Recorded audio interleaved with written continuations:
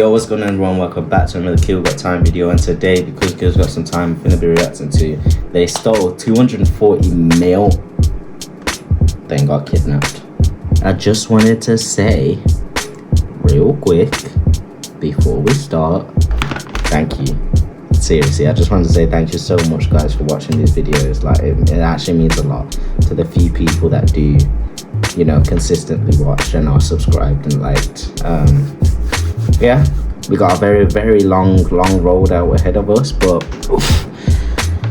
it's a good thing because there'll always be videos to react to, and you know, with God's help, we're all going to the top. You're coming along with me for the ride, so appreciate you all, seriously man, serious.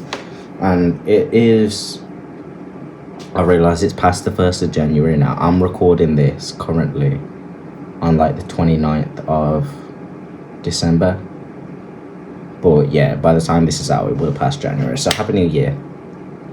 Lego. Damn, what y'all doing with 240 mil? 240?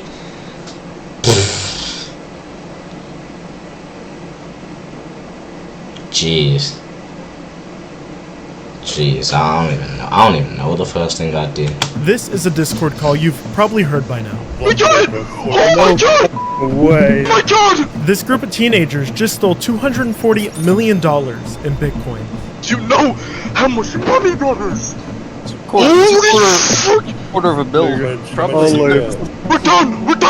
What you probably don't know is, a week later, the parents of one of these hackers, Sushil and Radhika Chaitau, were abruptly rammed off the road by a Honda Civic while house hunting. At the same time, a white van pulled out in front of them, trapping them. 6 men then got out and surrounded them, forced them out of their car, beat them, duct taped them, and put them in the back of the van. Whoa. They would hold them ransom for the crypto millions their son had stolen. Because after pulling off the heist, these hackers...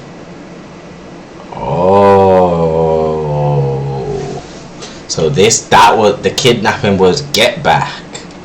Oh. Hackers had gone on an absurd, ostentatious spending spree, and that kind of attention attracts predators. But of course, to understand this story, we have to take a deep dive into the seediest sides of the internet, what's known as the con.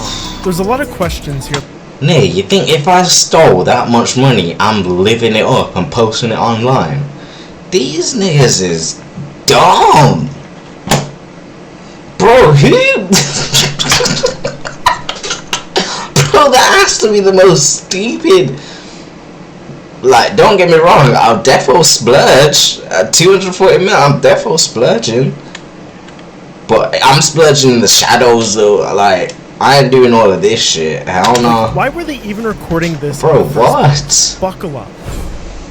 What you're seeing now is clips of Malone Lamb, the one who initially took the fall for this case because he was the most public about his spending playing Minecraft. There's nothing obvious here that would make you think this is a gateway to online fraud, but if you're a fan of my channel, you understand how real the Minecraft to SimSwapper pipeline is. And it's on this Minecraft server, Cosmic PvP, that Malone, then playing under the handle Greavies, would meet 2 avid players who would later steal $250 million with. The first was John D.L. Serrano, who was then playing under the handle I Am Box Tops. The second was Veer Chaitau, who went by Wiz. If you search these names on Google, in quotes, you can find a good amount about their history in these early days. John DL was apparently running a Discord server where people could buy and sell Minecraft accounts. Some with rare names or Minecon capes could even fetch thousands of dollars. It's the first sign they were getting into this sketchy side of Minecraft where accounts are hacked and stolen and then traded for real money. This is important on these PvP servers. People often use cheat clients to get an advantage, and so their accounts get banned. It's crazy how big of a game Minecraft has become. Y'all remember OG Minecraft? Y'all remember OG Minecraft? Like, and now look at it. It's got so many worlds within worlds. Like, niggas are buying and selling accounts, doing whole mod things like that. Bro, they need new ones, crazy. and stolen Minecraft accounts can cost as cheap as $1, versus spending 30 with Mojang. And we know Malone was using these clients because people were posting videos trying to expose him for it. He was also making a little money by scamming people in-game. The other thing is, these hacking clients always seem to have communities around them involved in other sorts of online abuse, and it's clear that this group had gone full into it because they had no problem doxing the admins of these servers. We're talking releasing their social security numbers and addresses when they got into an argument with them. And in one case, Malone even got his name on the lamp, bro, and everything, bro. Name on the butterfly door. Oh my gosh, bro, this nigga's stupid. Sent emergency services to one of their homes. If you've been around sketchy kids online, there's many that will dabble in these cheat clients and buying hacked accounts, getting rare usernames, posting someone's docs after an argument even, but it's kind of rare to encounter someone unhinged enough to actually call emergency services and swat people. Even sending a pizza is pushing it. I think that even for the teens involved in this stuff, they realize there's real-world consequences to that it's taking it too far, but Malone didn't seem to have that switch set to on in his head, and that's a trend I notice with at least hackers that get caught. But I'm getting a little ahead of myself because the first trend is what happens at the end of their Minecraft journey. Maybe it's from browsing too many Telegram channels for too long, but they realize instead of using these skills to hack Minecraft accounts, they can be used to hack large crypto holders. The Minecraft scams stopped being dangerous. By late 2023, Malone and John DL are building what the FBI would eventually dub the social engineering enterprise. Yeah, I did. This is where we cross into the danger zone. Okay, I see the gateway now. Minecraft. So Minecraft is your gateway into crime. Shit. Fucking Minecraft, you know. Okay, I see. See, stealing a couple Minecraft accounts, reselling them, doing all that shit. Yeah, it's wrong, but you know, it's fucking Minecraft. Who cares? But crypto wallets. You're playing a dangerous game, bro. You're playing a dangerous game. Toying with small crypto scams, making a small... Yeah, people don't play by their crypto. In 2023, Malone leaves Singapore and flies to the US on a 90-day tourism visa with no intention of returning home. He moved into a rental house in Texas with John DL and a guy named Connor Flansburgh. This would become their first office of sorts. In collaboration with others online like Veer, they start forming this massive network capable of pulling all the pieces together needed to steal millions of dollars in crypto. See, within the comm, there's folks that specialize in certain areas. Data guys, people with access to leaked databases containing private information on high net worth crypto holders, and the talent to shift through those dumps to find whales worth targeting.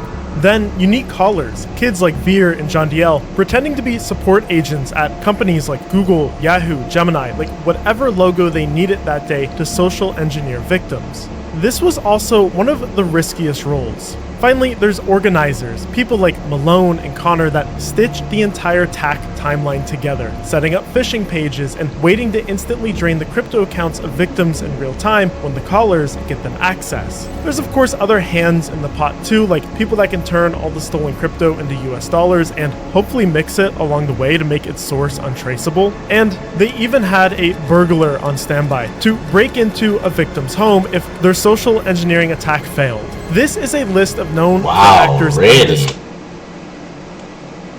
Really? They were gonna do they did by any means necessary. They had a backup plan and all. Nigga waiting at the crib? Just in case. Just in case the guy get physical with it. Damn.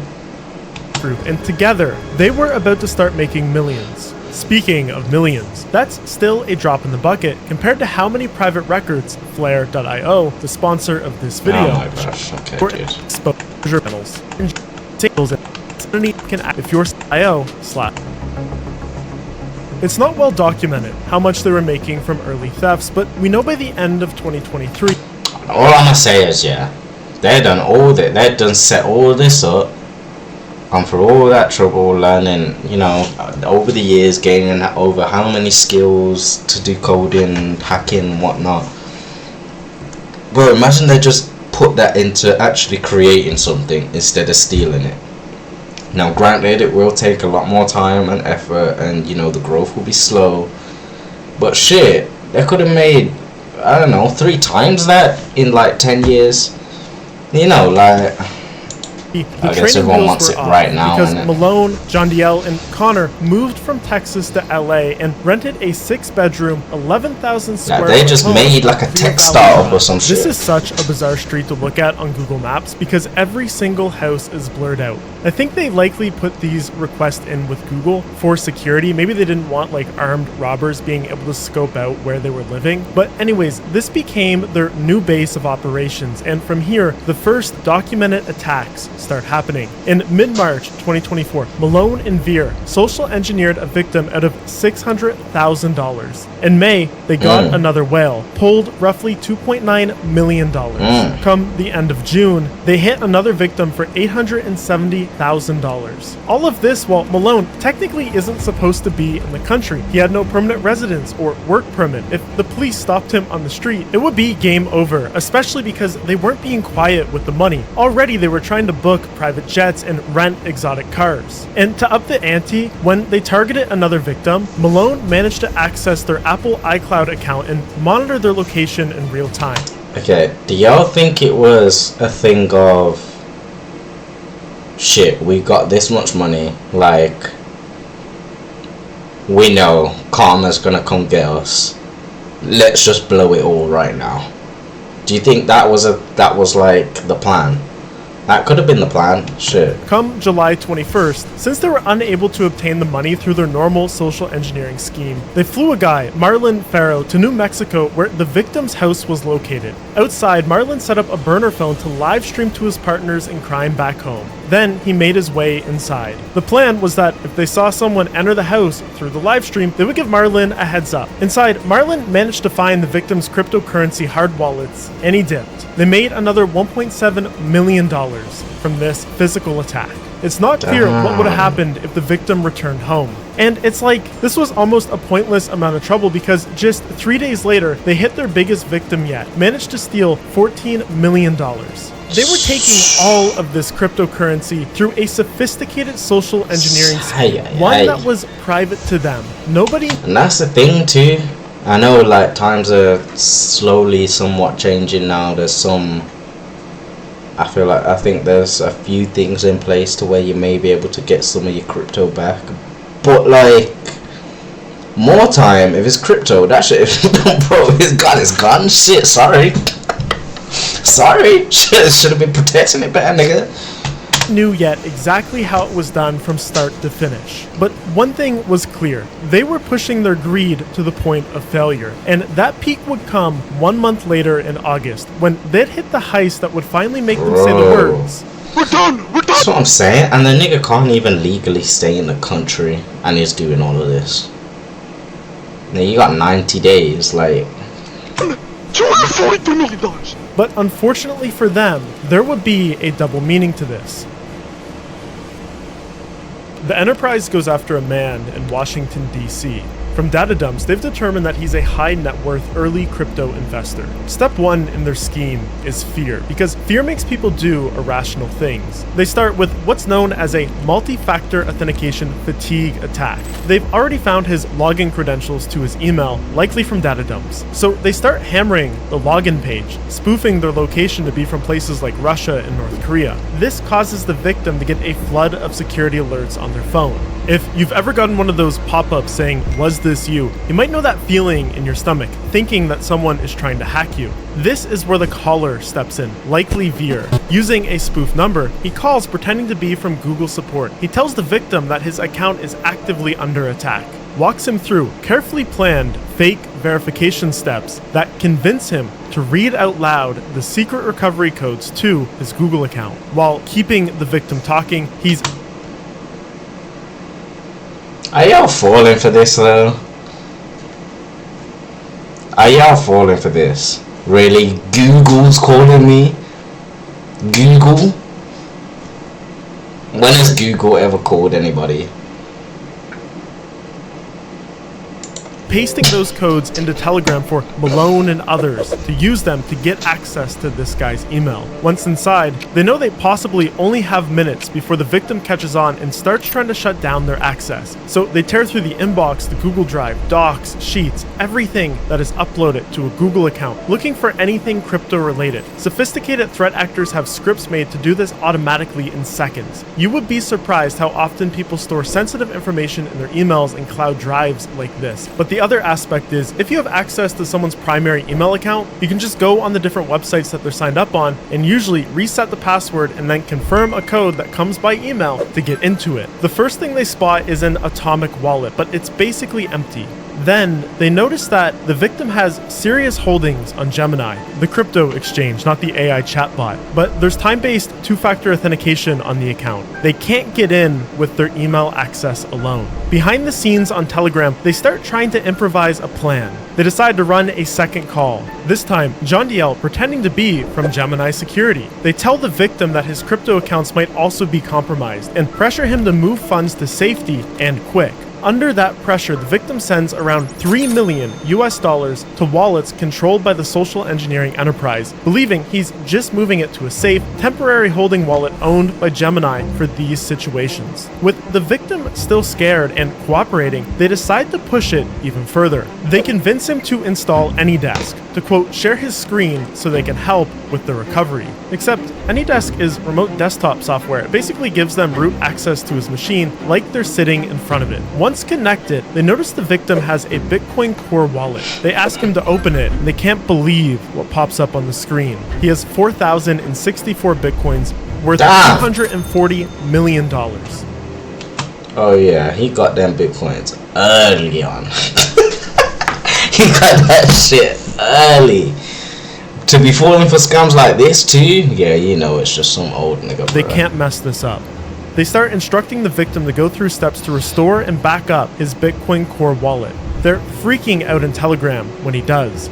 Then they instruct him to upload the backed up wallet files to OneDrive for, quote, safekeeping. Little does the victim know that the enterprise already has access to his OneDrive account through his hacked email. When those files hit the cloud, Malone instantly downloads them, fires them into his own instance of Bitcoin Core. Then, in 3 huge transactions, he sends all of the coins from the victim's wallet to one they control. And here's... I bet bro was just watching that shit leave too. Just each time refreshing, less and less money. 240 mil. Bro. Oh my god, if a nigga stole $240 million off me, I'd go insane. Like I'd literally, you'd have to put me in a psych ward, bro. You'd have to put me in a psych ward, bro. The things I'd be hunting this man down, fam. I'd be hunting him down. I'd do him in the worst way, bro.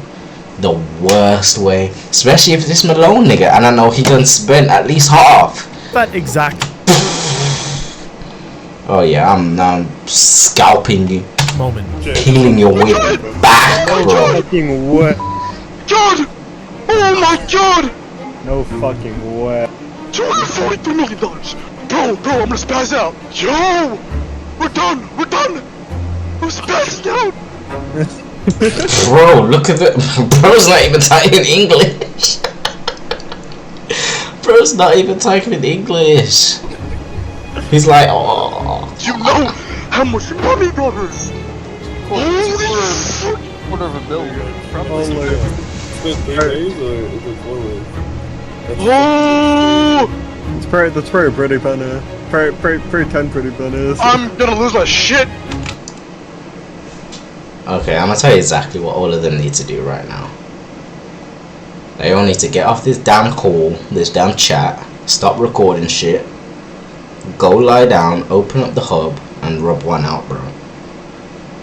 That mental clarity, the mental clarity, that might do them some good here, because this isn't even making sense. Yo!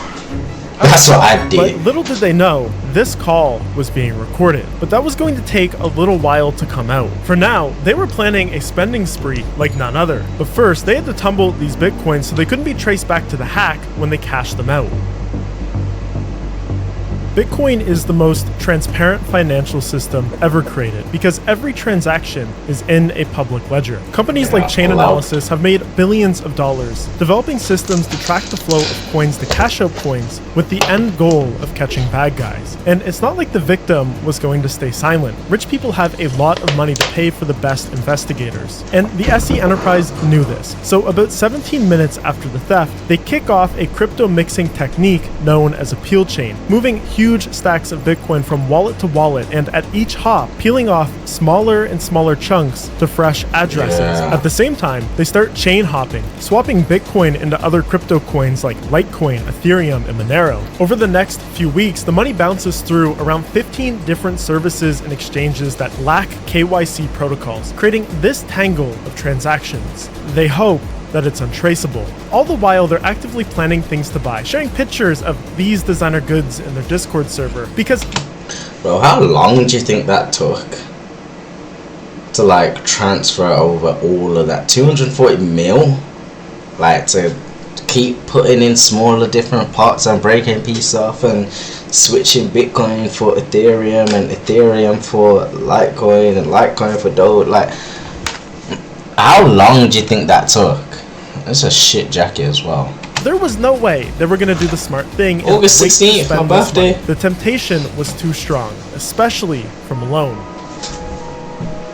A fool and his like money the are SIM soon swappers parted. before them, Malone and friends, still in LA, decided to hit the luxury clubs. And all these videos start surfacing online of Malone spending hundreds of thousands of dollars on VIP sections and bottle service. DJs are calling him out by name on the microphone. Who the f is Malone? Hey, yo, Malone, you going real crazy like it's your birthday. One time, to thank them, he handed a DJ a 6-liter golden bottle of Ace of Spades champagne worth $25,000 to $60,000. Another time, he sent a DJ home with a $2,000 tip and tens of thousands in unopened bottles. He posted this TikTok the next day. His tabs were astronomical. Here's one for $250,000, and that was probably a light night. Another one for $300,000.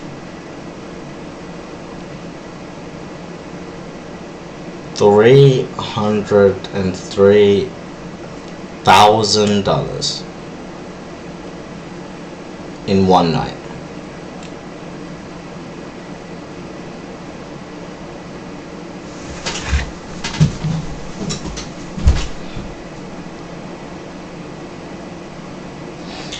$300,000 in one night. And do you have how much of these? Let's say there's okay, let's do a bit of math. Okay, let's do a bit of math. Where's the calculator? Because this is some stupid shit, bro. This is, you got 240 mil. How much? 24. 240 mil divided by, let's say there's 4 of these hacker guys. Divided by 4. 60 mil each. And you spent 300,000 in a night. You got 60 mil. And that's giving the benefit. I think there was more than 4 as well. But you got... Really, bro? Really? And then the night before was 250. So he's easily spending like $1 million a week. So all of that just for this to realistically last him. This 60 mil is gonna last him what? Just under a year. If probably less, because he's buying cars and houses and designer clothes and shit. Like this just alcohol. This is just alcohol and fucking chasers. A 6-pack of Red Bull, 420.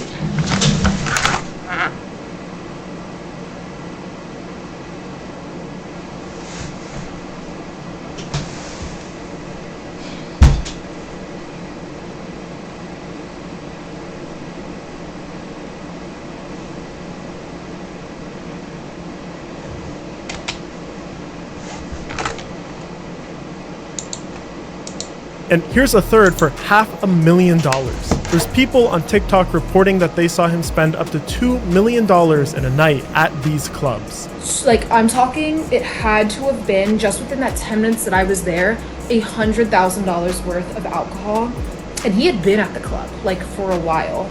They were on a generational run, and LA, it wasn't big enough for them. So where else do you go but Miami? Malone chartered a private jet, and they settle in an 8,500 square foot waterfront mansion with 10 bedrooms on the exclusive Hibiscus Island with a monthly rent of $62,000. This place was decked out. They had the full 9 yards, 25-foot ceilings, pools, and they quickly filled the front driveway with supercars, like a ridiculous amount. This nigga bought a Pagani. No way. This nigga bought a Pagani. No, you're not telling me this kid bought a fucking Pagani, bro. You're not. You're not telling me that. I know money speaks, but shit, don't you like need to be known? He was probably like, fuck it, I'll give you like, shit, I'll give you an extra $5 million. Fuck it. He probably said that. I'll pay double for the car. Shit. Filled the front driveway with supercars, like a ridiculous. Like, they don't just listen, people. They don't just let you walk in and buy this. Like, they don't just let any nigga just amount of supercars, multiple Ferraris, Lamborghinis, Porsches, man. Mercedes, Rolls Royces, a BMW, and this Aventador SVJ with Malone's name on the side. He even tried to get his ex-girlfriend back with one of these, a pink Urus and a Birkin bag, but I got you a present. We'll call it an early birthday gift. That looked like it's not no regular Urus to you. Forgive me if I'm mistaken, but I feel like that has maybe a little bit of body kit on it. A thank you gift. I appreciate you. I am taken once again.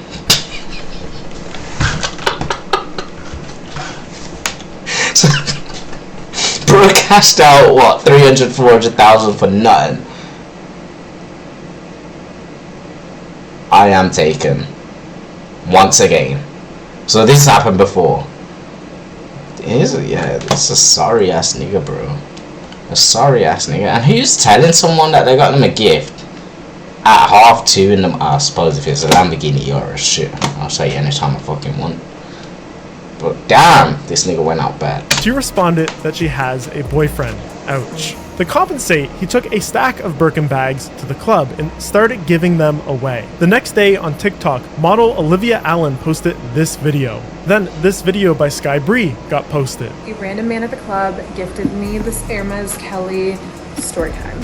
I don't know his name or anything about him. He comes over and he's like, my friend over there wants to gift you a Birkin, but he looked pretty young. He comes towards me and he's like, I got this for you. And Malone had all his own clothes to match the part. I don't care how rich I am. I'm not buying a random girl a Birkin. The fuck? Strip mall watch. I see, bro, 240 mil. Like, you know how much shit he could have, like, helped people with. Like, bro, if I was gonna spend all this money, yes, I'm splurging on myself, don't get me wrong, bro. But if I'm gonna spend all of this, bro, I'm building schools, well, I say building schools, so probably take all of it. But, like, shit, I'm gifting a lot, for sure.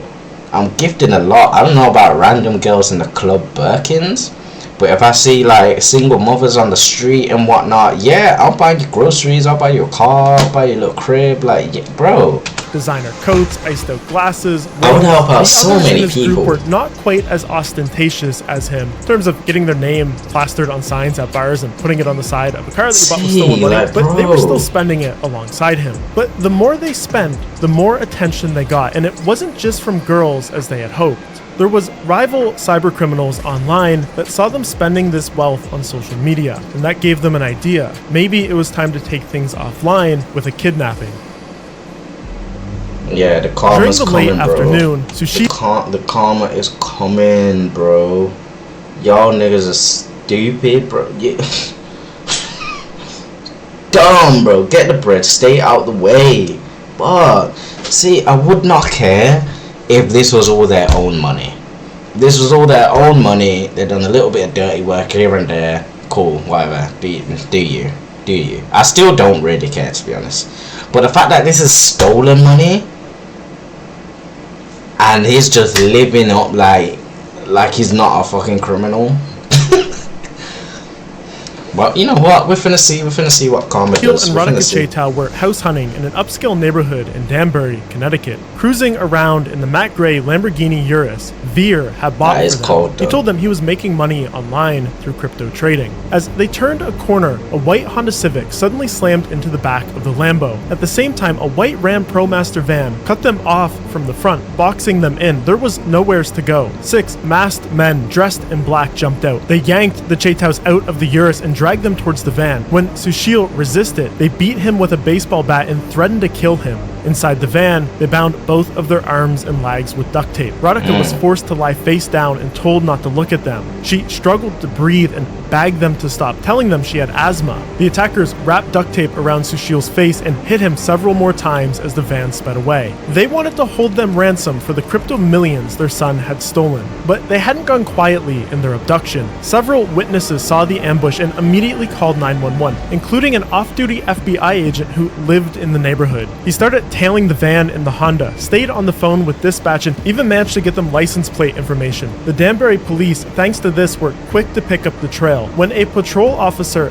lit up its emergency lights and tried to pull the van over, the driver took off, swerving through traffic. About a mile later, he lost control, jumped a curb, and crashed. The suspects bailed on foot, leaving the Chaitows bound and terrified in the back of the van. Within hours, officers found one man hiding under a bridge and So these are these 6 kidnapping niggas. Bro, they done him dirt. What his China buns done fell out. Okay, these are the kidnapping niggas. Okay. Yeah. I say get them because they kidnap moms. You can't kidnap moms and dads, man. They're innocent in this. Son's like, oh yeah, just trading crypto. I'm up now. They don't know. Like, come on. 3 more hiding in the nearby woods. Based on information from those arrests, police were able to find the other 2 the next morning at an Airbnb about half an hour away. Radhika and Sushil had gotten very lucky, but I can only imagine how Veer and the rest of the SE Enterprise was feeling after this news. Like, if they go to a club again, are they going to get abducted? Well, I suppose that's only if the feds didn't get to them first, because the investigation by this point was now well underway. Zach XBT, a scam survivor turned self-proclaimed 2D investigator, was just about to go through airport security when he received a notification. A Bitcoin transfer for $600,000 had just hit a tiny exchange he monitors, an amount 10 times bigger than what normally moves through that exchange. Then, while he's standing at his gate, he got a ping. Another million had just hit. Then another ping, this time for 2 million. At this point, he's tracing the blockchain on his phone as he's shuffling forward in the boarding line, racing against the 30-minute takeoff window where the plane will go dark with no Wi-Fi. By the time the plane lifts off, he's done it. He's traced the money backwards to a single wallet that had been sitting untouched since 2012, holding hundreds of millions in Bitcoin, until today, when someone started dumping it as fast as they could through exchanges with terrible fees and little security protocols. To him, it's obvious a whale wouldn't cash out like this. This, as he's seen time and time again, is what happens after a massive theft. Once the plane hits 10,000 feet and the Wi-Fi kicks on, Zach keeps going. For hours, he watches the funds split and branch across more than a dozen mixed... Plane has Wi-Fi at 10,000 feet.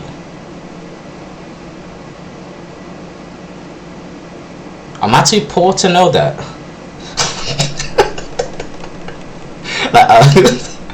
Is that what this is a case of? Am I not rich enough? I did not know planes had Wi-Fi. Bro, what? Y'all been lying to us this whole time. Shit. I need to get my bread up. officers exchanges Fly business SWAT class next services time. as the thieves Maybe even desperately try to first. hide their Shit. trail. Then Zach traces the flow backwards to where the coins originated from. He finds a connection with the now collapsed Genesis exchange. He DMs the old administrators on Twitter, asking them to connect him to whoever lost this fortune. Eventually, the victim hires him outright to help track the money. By the time Zach lands, he's mapped the theft back to 3 likely culprits. He posts about the theft to his 650,000 followers, and soon after he gets a DM from someone claiming they know exactly who these thieves are. Over the next week, Zach barely sleeps. 4 or 5 hours a night, he's feeding updates to law enforcement, building diagrams, and matching spending sprees to post on social media. Zach even gets his hands on a 90-minute screen recording of the group during the heist from an informant on Twitter, leaked because one of them had reshared their screen with friends in another call, and someone in that call recorded it. Zach said in reviewing the full 90 minutes, they casually called each other by their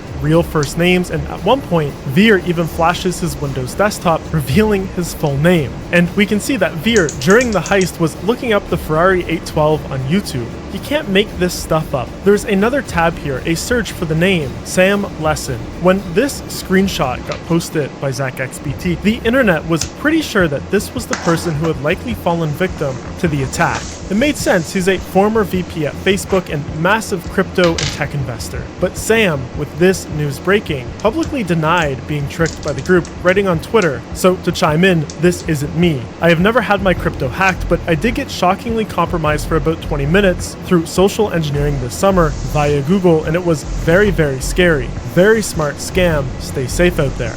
So the mystery as to who the victim is lives on, but for the social engineering enterprise, unbeknownst to them, Zach had found their identities, was watching them on Instagram as they were out living it up, collecting evidence, so when the moment was right, the feds would have no doubt about securing a strong conviction.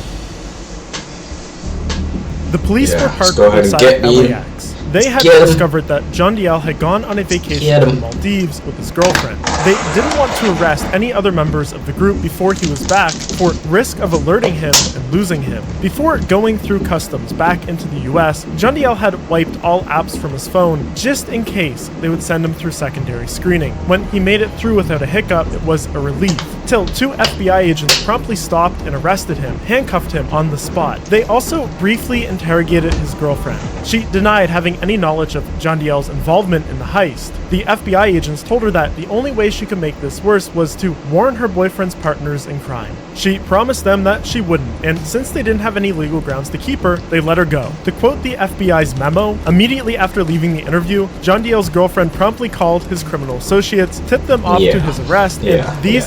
Yeah, of course, obviously. Obviously, bro. And she knew what they were doing. Associates in turn deleted their Telegram accounts. Nah, you really think this nigga not bragging, bro? Yeah, we do. Yeah, I'm a real street nigga, bro. I just stole millions off niggas, bro. What's his excuse for making millions, really? What's his excuse? Oh, I invested in crypto early. Well, you was a kid when it was that cheap. Don't you have to be legally 18? So what, like? Of course, he's giving up the pillow talk, bro. All the information. Yeah, me and my boys, we stole 240 mil. Malone went crazy. Like, we was doing this, that, the third. Like, yeah, bro, I got M's, baby.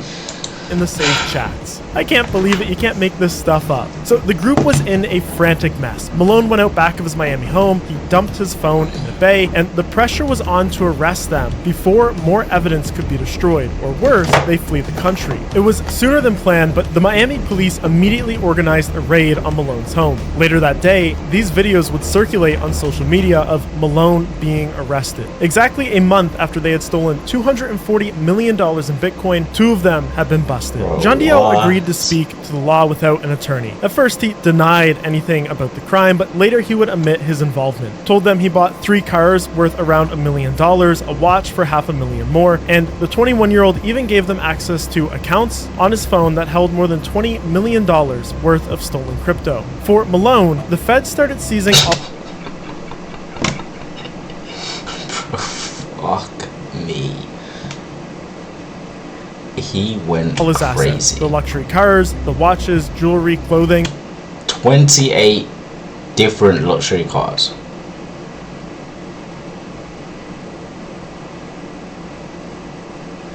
I can't lie, Pagani, you're wrong for that. You're wrong for letting this nigga do that, bro. But he wasn't going down without a fight. They were going to need to beat him in court, and Malone had a plan. That's nothing, bro. As soon as I get the call from the girlfriend. Oh, what? Bro, they got him? They got him? Oh, shit. Bro, you think that private jet isn't booked? You think that private jet isn't booked? Bro, from the second we done took this money, I would have a getaway bag and a strategy, bro. From the second that we were setting up to take this money, my plan would have already been formulated. So the second I get that call, fam. Oh yeah, they got him? Oh, they got one of us? Okay, bet, say one more. Bro, I'm gone. You're not catching me again. I mean, you wouldn't even catch me in the first place if I caught it, because I'm not stupid like these lot. But shit. One hitched on his co-conspirators, who were now on the run. You think the rest would lay low for a while, but they didn't. In fact, they were trying to help get Malone out. According to the FBI, co-conspirator Connor Flansburgh started selling cars to raise money. Oh, fuck Malone.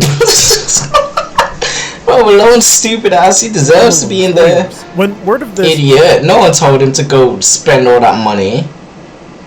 Bro, fuck this nigga.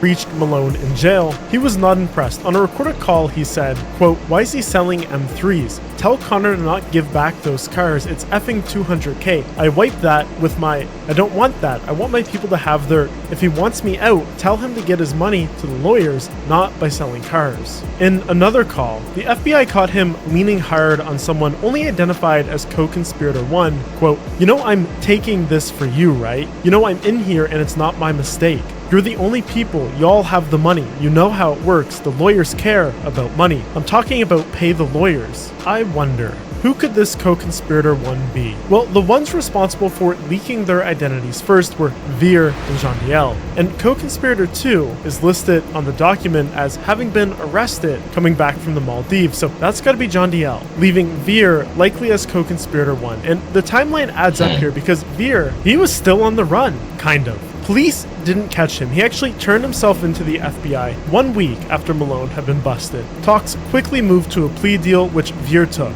He was to return all the assets obtained from stolen money and... Okay, seems he did not go too crazy at all. Oh, page 11 of 17.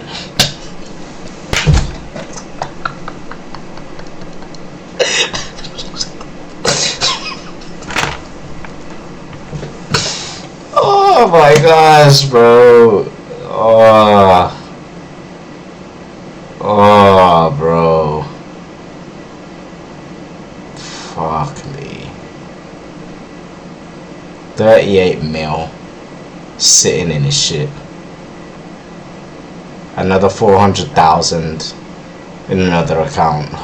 Testify against his friends. In the meantime, he was free to make bail. Except Veer would never fulfill his role as a witness in court because even while in talks to make the plea deal, Veer had continued to conduct the same old crypto scams while out on bail. In October of 2025, Veer got involved in a $2 million theft. Again, he acted as a Gemini exchange support member, convincing a New Jersey crypto investor to provide him with a seed phrase for a cryptocurrency wallet. His cut was $200,000 for being the caller on that attack. Veer promptly booted up his VPN and made a new account on an... Niggas don't learn, bro. People don't learn their lesson. Bro, y'all just got caught. You're telling me you're on bail doing this? Oh boy. Online casino called Bust-A-Bit, where he lost all $200,000 in the span of 40 minutes. Unbeknownst to him, during that gambling session, his VPN had dropped connection, exposing his real IP address. When the feds caught this, well, he can't commit crime on bail. He got sent back to prison and his deal was revoked. And in reviewing his chat logs, they found that he was planning to flee to Dubai. It was perfect timing, but for Malone, that means his escape plan wasn't looking too hot. By these mid-2025, idiots. the party was officially over because in May, the superseding federal indictment dropped. A full-blown racketeering case. The SE Enterprise was being formally charged as a RICO conspiracy that stole more than $263 million in crypto, laundered it through peel chains and mixers, and backed it up with real-world home break-ins. With this indictment came arrest against many of the lesser-known members of the group. The database hacker, Connor Flansburgh, the burglar, money guys, another caller, all of them listed by name in the RICO indictment. One of the money launderers. Okay, we can actually see now. Another caller, all of them listed by name in the RICO indictment. So we have 1, 2, 3, 4, 5, 6. 6 people. 6. Okay, maybe they didn't all get the same cut. Maybe that was it. They probably didn't all get the same cut. But let's assume they did. 240 mil divided by 6. 40 mil. 40 mil. Which, yeah, obviously, because if it was divided by 4, yeah. I don't know why I had to do that. Sorry guys, I'm slow. 40 mil each. 40 mil. And this nigga is having half a mil nights in the club. Hold on now. You only got 80 nights left of your life. Like, what? One of the money launderers, Kunal Mehta, has already pleaded guilty to the RICO conspiracy, admitting that he ran a crypto-to-cash service for the group. He also booked their private jets, rented their mansions, and even shipped bulk cash in the mail stuffed inside of Squishmallow toys. He's the 8th defendant to fold to this date. Others are still in active plea talks. Veer is currently sitting in... 8th? Well, so it's even less money between them. Bro. Federal custody, facing guidelines that could put him away for 2 decades, and Jean Diel is expected to make a plea deal, but there's no public sentencing for him yet, meaning that he's in the same legal limbo as most of the gang, waiting to find out how many years of his young adult life will be spent inside of a federal prison. Why y'all didn't tell me I'm not full screen, bro? The guys who tried to snatch Veer's parents, 5 of the 6 have accepted plea deals in federal court for conspiracy and kidnapping related charges, and the 6th, he's gonna try and take it to trial. And then there's Malone. When we last left him, he was locked up in Virginia, still trying to pull strings from behind bars, including, according to this RICO indictment, having his friends hand-deliver his girlfriend more Hermes Birkin bags, while he was still behind bars waiting for trial. Like, you just can't make this stuff up. Since then, things have only escalated for him legally. Like, this RICO indictment got pinned on him, and he's being charged with RICO conspiracy, conspiracy to commit wire fraud, and conspiracy to launder monetary instruments. On paper, each of those carry up to 20 years, but with the dollar amount involved and the number of victims, he's realistically looking at a sentence that could last most of his lifetime if he loses at trial. His first trial date was originally set for October 2025, but when the feds added these 12 defendants and mountains of new evidence under the RICO indictment, that was postponed. Malone is now being held in the Alexandria jail in Virginia. In November 2025, he was back in court for a status hearing where his lawyers told the judge that the government had served up a new plea offer. The court approved money for a special computer, one not connected to the internet, so Malone could finally review the mountain of discovery. A terabyte of chat logs, blockchain traces, ISP dumps to try and convince Malone to take this plea deal instead of taking it to trial. Both sides are due back in court in December for an update. As of right now, he hasn't taken the deal. He's still officially not guilty, claiming he wasn't the mastermind while sitting at the center of a RICO case built around his own. You may not be the mastermind, but you're the face, motherfucker. That's all that matters. Online handles. So what happened to all the money? Zach XBT and law enforcement managed to freeze or seize roughly $79 million worth of stolen crypto before it could be cashed out. Prosecutors say that more than $100 million still hasn't been found. It's either sitting in wallets that no one's tied to a real person yet, or it's gone forever in a... Bruh. Someone steals 240 mil off me, and then they say, oh, but we got 80 though. We found 79.